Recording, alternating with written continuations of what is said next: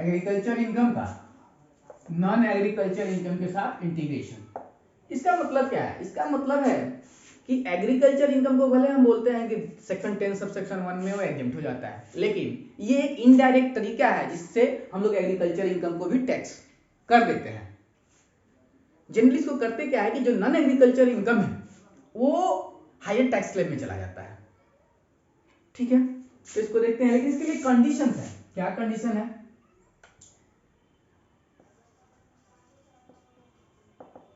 तीन कंडीशन है यहाँ, तभी एग्रीकल्चर इनकम का नॉन एग्रीकल्चर इनकम के साथ पार्शियल इंटीग्रेशन होगा। क्या?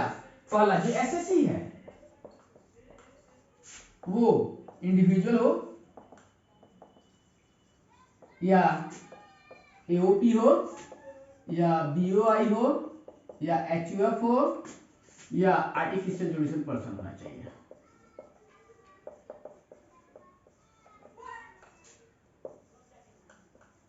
पर्सन होना चाहिए। दूसरा कंडीशन है,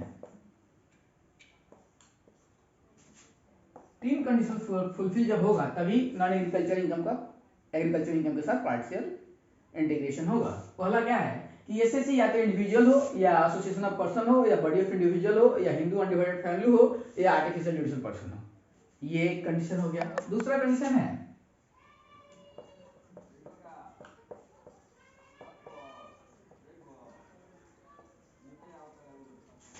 जो नॉन एग्रीकल्चर इनकम है वो बेसिक एग्जम्पशन लिमिट से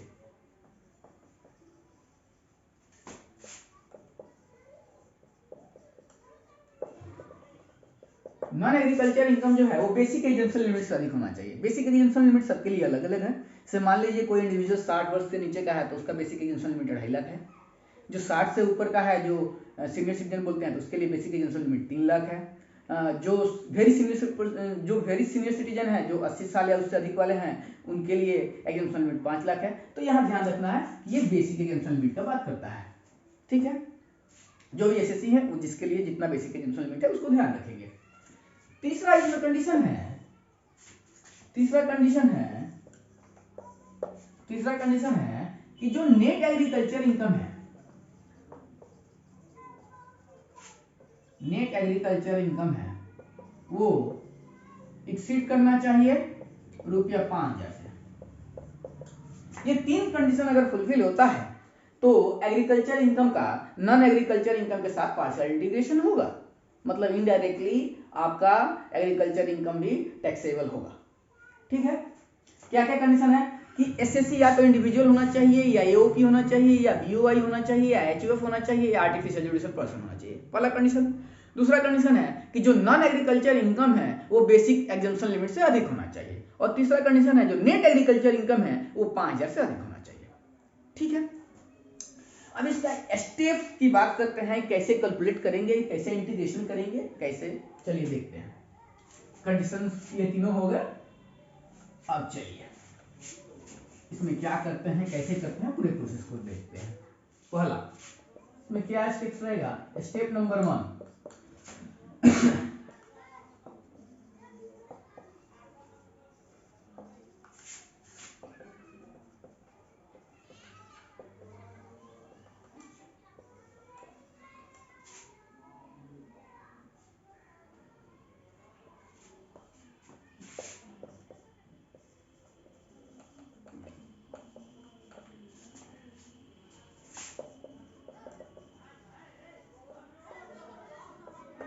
ठीक है। पहला क्या करिए, स्टेप नंबर 1, एग्रीकल्चर इनकम और नॉन एग्रीकल्चर इनकम दोनों को जोड़ लीजिए और टोटल पे टैक्स कैलकुलेट करिए। शेष तो सभी मनी जोड़िए, शेष और सरचार्ज की बात बाद में करते हैं। शेष बाद में जोड़ेंगे, जो भी जोड़ना होगा, या सरचार्ज भी होगा या रिबेट भी होगा, उसका बाद में बात करेंगे। क्या करिए कि एग्रीकल्चर इनकम और नॉन एग्रीकल्चर इनकम दोनों को जोड़िए और दोनों को जोड़ के जितना अमाउंट आता है उस पर टैक्स कैलकुलेट करिए। दूसरा स्टेप क्या है? स्टेप नंबर 2 है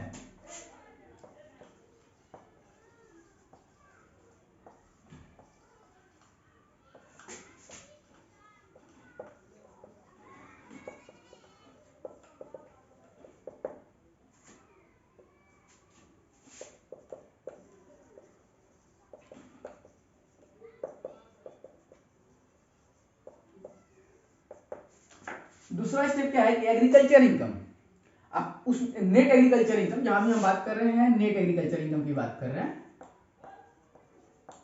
दूसरा है net agriculture income, basic exemption limit को जोड़ लीजिए और उस पर कैलकुलेट करिए टैक्स बिना शेष का। इसको हम क्वेश्चन करके देखेंगे हम लोग, ठीक है। स्टेप 3 क्या होगा, 1 - 2, जो टैक्स कैलकुलेट किए हैं आप स्टेप नंबर 1 में, उसमें से घटा दीजिए जो टैक्स कैलकुलेट किए हैं स्टेप नंबर 2 में, ठीक है।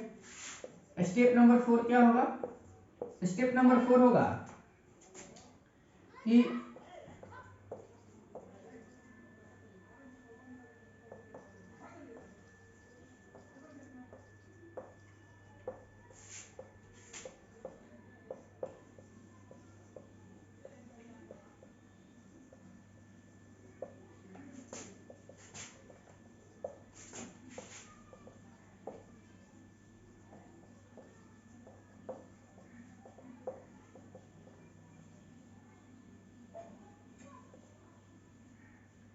चौथा स्टेप क्या होगा, जो स्टेप नंबर 3 में हमारा टैक्स आया 1 - 2 करने के बाद, उस पे अगर कोई सरचार्ज वगैरह ऐड करने वाला हो केस तो ऐड करिए, कोई रिबेट हो 87A का तो रिबेट दे दीजिए, ठीक है।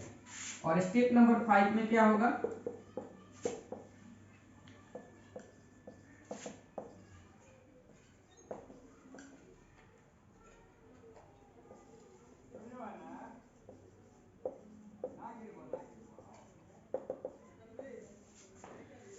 जो हमारा यहाँ आता है तो सरचार्ज है तो ऐड करो, रिबेट हो तो घटाओ, ये जो अमाउंट हमारा आया उसका स्टेप नंबर 5 में क्या करेंगे हम कि उस पे शेष ऐड करेंगे, जो हेल्थ एंड एजुकेशन शेष आता है 4% वो ऐड करेंगे।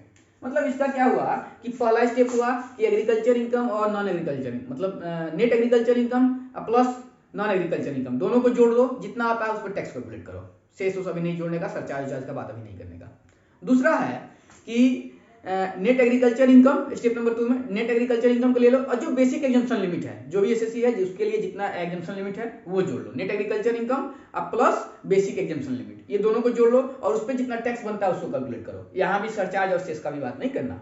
स्टेप नंबर 3 क्या है कि स्टेप नंबर 1 में जो इतना बना टैक्स उसमें से घटा दो स्टेप नंबर 2 में जो टैक्स बना हुआ, तो ये हमारा आ गया स्टेप नंबर 3 में जो नेट टैक्स है। अब क्या करो, स्टेप नंबर 4 में क्या करना है कि देखो टैक्स कितना बनता है उसके हिसाब से अगर कोई सरचार्ज और चार्ज है तो ऐड करो, नहीं है तो कोई बात नहीं। फिर देखो क्या 87A के तहत कोई रिबेट है तो उसको दे दो, नहीं है तो कोई बात नहीं। ये हमारा आ गया स्टेप नंबर 4 में। अब क्या बचा हमारे पास कि स्टेप नंबर 5 में क्या करें कि स्टेप नंबर 4 में जो वैल्यू हमारे पास टैक्स का आया, सरचार्ज चार्ज है तो जोड़ा उड़ा, नहीं है नहीं जोड़ा, या फिर रिबेट वेट है देने होने के बाद जो भी हमारा स्टेप नंबर 4 में आया उस पे हेल्थ और एजुकेशन से 4% से जोड़ दो, तो ये हमारा फाइनल अमाउंट आ गया जो टैक्स पेएबल होगा। चलिए एक हम क्वेश्चन करते हैं, हमारे पास एक क्वेश्चन है उसको हम लोग करते हैं, उससे हम लोग का क्लियर हो जाएगा